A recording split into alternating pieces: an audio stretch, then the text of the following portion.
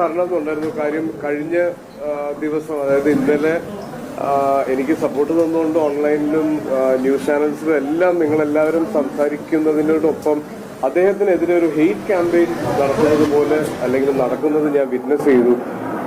അതിന് ഒരു അവസരം ഉണ്ടാക്കരുത് എന്നുള്ളത് കൊണ്ടാണ് ഞാനിപ്പോൾ ഈ മീഡിയ ആയിട്ട് ഒരു ഇന്ററാക്ഷൻ ഇങ്ങനെ ചെയ്യുന്നത്. എനിക്ക് സത്യം പറഞ്ഞാൽ എനിക്ക് ഇതിന്റെ അകത്തൊരു അഭിപ്രായം പറയണമെന്നോ ഇതിനെപ്പറ്റി കൂടുതൽ സംസാരങ്ങൾ ഉണ്ടാവണമെന്നോ ഒന്നും ആഗ്രഹിച്ചില്ല. പക്ഷെ ഇന്നലെ ഉണ്ടാവുന്ന ഒരു ഹെയ്റ്റ് ക്യാമ്പയിനും അത് കാരണം അദ്ദേഹത്തിന് ഉണ്ടാവാൻ സാധ്യതയുള്ള അല്ലെങ്കിൽ അദ്ദേഹം ഇപ്പം ഫേസ് ചെയ്തുകൊണ്ടിരിക്കുന്ന പ്രശ്നങ്ങൾ ഞാൻ കാണുന്നത് കൊണ്ടാണ് ഞാനിപ്പോൾ ഇന്ന് സംസാരിക്കുന്നത്.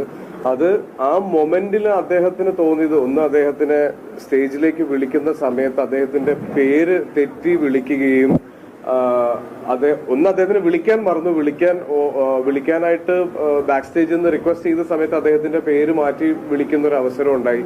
അപ്പൊ എല്ലാ മനുഷ്യരും ഉണ്ടാവുന്ന ഒരു ചെറിയ ടെൻഷൻ അദ്ദേഹത്തിന് ഫീൽ ചെയ്തിട്ടുണ്ടാവാം. ഞാൻ മൊമെന്റ് കൊടുക്കുന്ന സമയത്തും അദ്ദേഹത്തിന് കാലിനൊരു ബുദ്ധിമുട്ടുള്ളത് കൊണ്ട് സ്റ്റേജിലേക്ക് കയറാൻ പറ്റാതിരിക്കുന്നു. അപ്പൊ ഒരുപാട് പ്രശ്നങ്ങളുടെ ഇടയിലായിരുന്നു അദ്ദേഹം ഉണ്ടായിരുന്നത്. അപ്പൊ ആ ഒരു മൊമെന്റിൽ ചിലപ്പം നമ്മളെല്ലാ മനുഷ്യന്മാരും റിയാക്ട് ചെയ്യുന്നത് പോലെ തന്നെയാണ് അദ്ദേഹം ചെയ്തത്. പക്ഷെ അത് ക്യാമറ ആംഗിളിലൂടെ വരുന്ന സമയത്ത് അത് കുറച്ച് എവിഡന്റ് ആയി അത് ഫീൽ ചെയ്തു എന്നാണ് എനിക്ക് തോന്നുന്നത്. എനിക്ക് അതിൻ്റെ അകത്ത് 100% ഒരു രീതിയിലുള്ള വിഷമമോ പരിഭവമോ ഉണ്ടായിട്ടില്ല.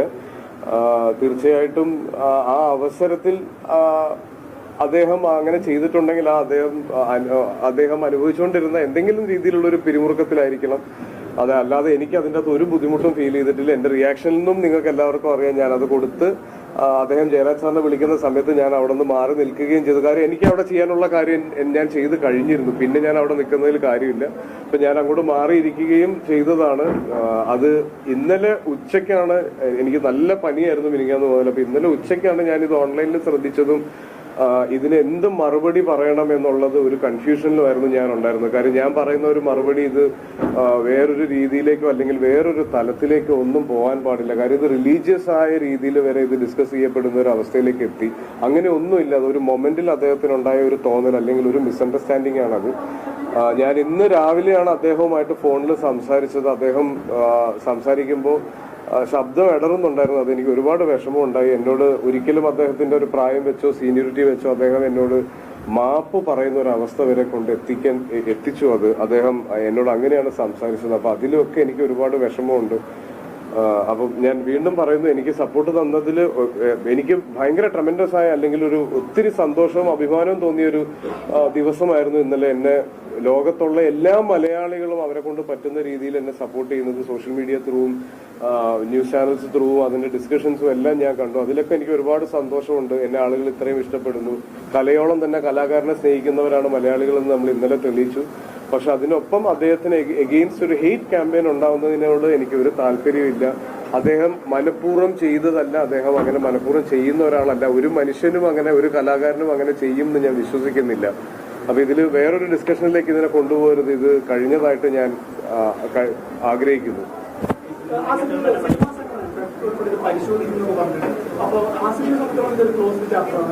തീർച്ചയായിട്ടും എന്റെ ഒരു ഓപ്പൺ ചാപ്റ്റർ പോലും അല്ല ഇത്. ഞാനിത് അന്ന് ആ ജയരാജ് സാറ് വന്ന് അദ്ദേഹത്തിന് മൊമെന്റം കൊടുക്കുന്ന സമയത്ത് തന്നെ എന്റെ റോൾ അവിടെ കഴിഞ്ഞതാണ്.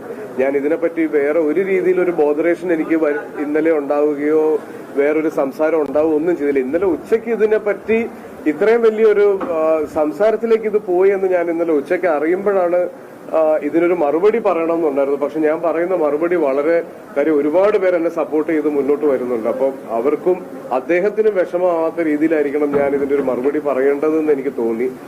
അതാണ് ഞാൻ ഇത്രയും ലേറ്റ് ആയത്.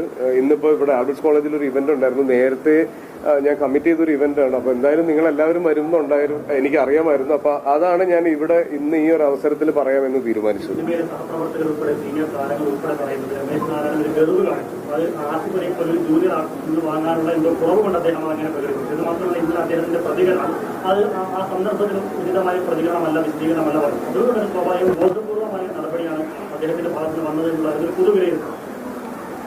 എതിരെ നിൽക്കുന്നവന്റെ മനസ്സെന്ന് അറിയാൻ ശ്രമിച്ച തീരുന്ന പ്രശ്നങ്ങളല്ലേ ഉള്ളൂ. അത് കുഴപ്പമില്ല. അദ്ദേഹത്തിന്റെ ആ മൊമെന്റിൽ ഉണ്ടായ എന്തോ ഒരു ടെൻഷൻ ആയിരിക്കണം. അത് എനിക്ക്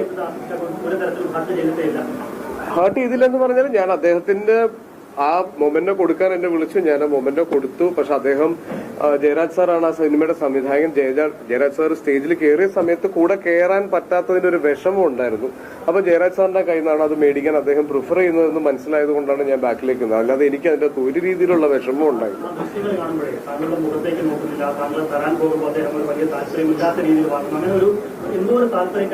ബോഡി ലാംഗ്വേജ് വളരെ ക്ലിയർ ആയിരുന്നു. സ്വാഭാവികമായും അത്തരം വിമർശനം ഉയർന്നു വരുമ്പോൾ തെറ്റ് പറയുമ്പോൾ കുറ്റം പറയാനും അറിയാം. നിങ്ങൾ തമ്മിൽ നേരത്തെ ഏതെങ്കിലും തരത്തിലുള്ള പ്രശ്നമോ അങ്ങനെ ഒരിക്കലുമില്ല. ഞാൻ അത് അറിയാലോ, MT സാറിന്റെ പിറന്നാൾ ആഘോഷവും ഞങ്ങളുടെ MT സാറിന്റെ സിനിമയുടെ ലോഞ്ചും എല്ലാമായിരുന്നു. അപ്പൊ അത്രയും വലിയൊരു സദസ്സിൽ അത്രയും വലിയ ആളുകളുടെ ഇടയിൽ ഇരിക്കുന്നതിന്റെ എല്ലാ ത്രില്ലിലുമാണ് ഞാൻ ഉണ്ടായിരുന്നത്. അപ്പം അദ്ദേഹത്തിനോട് എനിക്ക് അങ്ങനെ ഇതിനു മുന്നേ ഒരു രീതിയിലുള്ള പ്രശ്നം ഉണ്ടായിട്ടില്ല. ഞങ്ങൾ തമ്മിൽ ഒരു ക്ലോസ് ഇന്ററാക്ഷൻ വരെ ഇതിനു മുന്നേ ഉണ്ടായിട്ടില്ല. മനസ്സിലൊരു വേദന തട്ടിയിട്ടില്ലെങ്കിൽ അന്ന് എന്തുകൊണ്ടാണ് ഈ സപ്പോർട്ടേഴ്സിന് നന്ദി പറയുന്നത്? ഒരു കലാകാരന് എല്ലാ സമയത്തും സപ്പോർട്ടേഴ്സിന് ആവശ്യമുണ്ട്. നമ്മൾ ആളുകൾ ഈ കാര്യത്തിലല്ല. എനിക്കൊരു പ്രശ്നം വന്നപ്പോൾ അല്ലെങ്കിൽ എനിക്ക് അഗെയിൻസ്റ്റ് ഒരാൾ സംസാരിച്ചു എന്ന് അവർക്ക് തോന്നിയപ്പോൾ അവരെന്റെ കൂടെ നിന്നു എന്ന് തിരിച്ചറിഞ്ഞതിനാണ് ഞാൻ ആ നന്ദി പറഞ്ഞത്. അല്ലാതെ ഒരിക്കലും ഞാൻ അദ്ദേഹത്തിന് അഗെയിൻസ്റ്റ് നിന്നതിന്റെ പേരിലോ അല്ലെങ്കിൽ അങ്ങനെയൊന്നുമല്ല. ഇത്ര ആളുകൾക്ക് എന്നെ ഇഷ്ടപ്പെടുന്നുണ്ട് അല്ലെങ്കിൽ ഇത്ര ആളുകൾ എന്നെ അറിയുന്നുണ്ട് എന്ന് പറയുന്നതിനാണ് എനിക്ക് ഏറ്റവും സന്തോഷം. അതിനാണ് ഞാൻ നന്ദി പറഞ്ഞത്.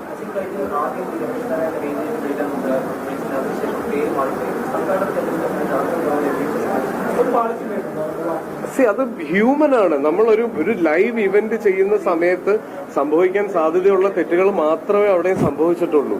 അത് അത്രയും 9 സിനിമകളോളം അവിടെയുണ്ട്. ആ 9 സിനിമകളിലെ ആളുകളെ വിളിക്കുന്നതിന്റെ ഇടയിൽ എവിടെയോ ഒരു പിഴവ് പറ്റുന്നതാണ്. നമ്മളെല്ലാവരും ലൈവ് ഇവന്റ്സ് ചെയ്യുന്നതും പാർട്ടിസിപ്പേറ്റ് ചെയ്യുന്ന ആൾക്കാരുമാണ്. നമുക്കറിയാം ഇത് സ്വാഭാവികമായിട്ട് സംഭവിക്കാറുള്ളതാണ്. ചിലതിന് ശ്രദ്ധ കിട്ടാറുണ്ട്, ചില കാര്യങ്ങൾക്ക് ശ്രദ്ധ കിട്ടാറില്ല. അപ്പൊ ഇന്നലെ അതിനൊരു കൂടുതൽ ശ്രദ്ധ കിട്ടിയെന്ന് മാത്രമാണ് എനിക്ക് തോന്നുന്നത്. അതാണ് ഞാൻ നേരത്തെ പറഞ്ഞത്. ആ ഒരു ഹെയ്റ്റ് ക്യാമ്പയിൻ ഇതോടുകൂടി അവസാനിക്കണം. അത് ഒരിക്കലും അദ്ദേഹത്തിനെ പോലെ ഒരാൾ മനഃപൂർവ്വം അങ്ങനെ ചെയ്യുമെന്ന് ഞാൻ വിശ്വസിക്കുന്നില്ല. സത്യമായിട്ടും എനിക്ക് അങ്ങനെ ഒരു പ്രവർത്തനം എനിക്ക് അവിടെ ഒരു പ്രവൃത്തി അങ്ങനെ ഫീൽ ചെയ്യുകയോ അതിനിൽ നിന്നൊരു വിഷമം ഉണ്ടാവുകയോ ചെയ്തിട്ടില്ല. അങ്ങനെ അദ്ദേഹം എന്നെ ഇന്നലെ, കാര്യം ഞാൻ ഇതിനൊരു മറുപടി പറയാൻ ഒരുപാട് ഇപ്പം ഓൾമോസ്റ്റ് എല്ലാ ന്യൂസ് ചാനൽസിനും എന്നെ വിളിക്കുന്നുണ്ടായിരുന്നു. അപ്പൊ എനിക്ക് എങ്ങനെ റിയാക്ട് ചെയ്യണം എന്ന കാര്യം എനിക്കിത് ഫീൽ ചെയ്തത് എനിക്ക് റിയാക്ട് ചെയ്യാൻ പറ്റുള്ളൂ. കാര്യം ഇതെനിക്ക് മനസ്സിലാവാൻ ഒരു ദിവസം എടുത്തു. അപ്പൊ ഞാൻ എന്റെ ഫോൺ ഇന്നലെ ഓഫ് ചെയ്ത് വെച്ചേക്കുമായിരുന്നു. ഞാൻ ഇന്നലെ രാത്രി അത് ഓണാക്കുമ്പോഴാണ് അദ്ദേഹത്തിന്റെ മെസ്സേജ്, മോനെ പ്ലീസ് കോൾ ബാക്ക് എന്ന് പറഞ്ഞൊരു മെസ്സേജ് ഞാൻ കാണുന്നത്. ഞാൻ ഇന്ന് രാവിലെ അദ്ദേഹത്തിനെ വിളിക്കുമ്പോൾ ഒരു കോൾ എക്സ്പെക്ട് ചെയ്ത് നിൽക്കുന്ന പോലെയാണ് അദ്ദേഹം ഫോൺ എടുത്തത്. അപ്പൊ എന്നോട് ചോദിച്ചു എനിക്ക് നിന്നെ ഒന്ന് കാണണം എന്ന് പറഞ്ഞു. അപ്പൊ അദ്ദേഹം തിരുവനന്തപുരത്താണ് ഉള്ളത്, ഞാൻ കൊച്ചിയിലാണ്. എന്റെ സിനിമയുടെ പ്രൊമോഷൻസ് നടക്കുന്നുണ്ട്. കഴിഞ്ഞ 2 ദിവസമായിട്ട് എന്റെ ശബ്ദം കേട്ടറിയാം എനിക്ക് പനിയായിരുന്നു. അപ്പോൾ ഞാൻ സാറിനോട് സാർ എനിക്ക് ട്രിവാൻഡ്രം വരാനുള്ള ഒരു അവസരം ഇപ്പൊ ഇല്ല, അപ്പൊ അദ്ദേഹവും കൊച്ചിയിലേക്ക് എത്താൻ പറ്റില്ല. പക്ഷെ ആ ഫോണിൽ കൂടെ അദ്ദേഹം സംസാരിച്ചതിൽ നിന്ന് എനിക്ക് മനസ്സിലായി അദ്ദേഹം ഒരുപാട് വിഷമത്തിലാണുള്ളത്. പല സമയത്തും സംസാരിക്കുമ്പോൾ അദ്ദേഹത്തിന്റെ ശബ്ദം ഇടറുന്നുണ്ടായിരുന്നു.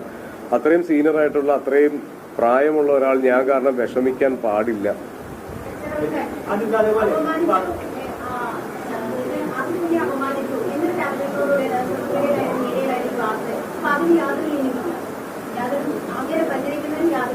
ഇല്ല, എന്നെ ഒരു രീതിയിൽ അദ്ദേഹം അപമാനിച്ചതായിട്ട് എനിക്ക് ഫീൽ ചെയ്തിട്ടില്ല. പക്ഷെ ഞാൻ അതിൽ കൂടുതൽ ഡിസർവ് ചെയ്യുന്നുണ്ടെന്ന് തോന്നിയ ആളുകൾക്കായിരിക്കാം അതെനിക്കൊരു അപമാനമായിട്ട് ഫീൽ ചെയ്തു.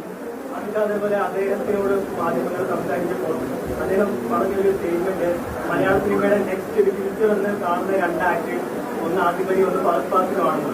അപ്പൊ മലയാളത്തിലെ ടോപ്പ് ഗോൾഡ് യങ് സൂപ്പർ സ്റ്റാർസിന്റെ പേര് പറയാതെയാണ് നിങ്ങളുടെ 2 പേര് അദ്ദേഹം പറഞ്ഞത്. അപ്പൊ ആ സ്റ്റേറ്റ്മെന്റിനോട് എന്ത് മറുപടി? അത് അദ്ദേഹത്തിനോട് തന്നെ ചോദിക്കണം. Thank you. അപ്പൊ എനിക്കിത് പറയണമെന്നുണ്ടായിരുന്നു. ഞാൻ വീണ്ടും ആവർത്തിക്കുന്നു, അദ്ദേഹത്തിനെതിരെ ഒരു ഹെയ്റ്റ് ക്യാമ്പയിൻ നടക്കുന്നുണ്ടെങ്കിൽ അത് ഇതോടെ അവസാനിക്കണം. കാര്യം ഓൺലൈൻ അല്ലെങ്കിൽ മീഡിയ അല്ലെങ്കിൽ നമ്മൾ ഒരു അറ്റാക്ക് ചെയ്യപ്പെടുന്ന ഒരു അവസ്ഥ വരുമ്പോൾ എന്താണ് മനസ്സിലുണ്ടാകുന്ന വിഷമമെന്നും അദ്ദേഹത്തിന് ഇഷ്ടപ്പെടുന്നവരും അദ്ദേഹത്തിന്റെ ചുറ്റുമുള്ളവർക്കും ഉണ്ടാകുന്ന ബുദ്ധിമുട്ടും എന്താണെന്ന് നമുക്ക് എല്ലാവർക്കും അറിയാം.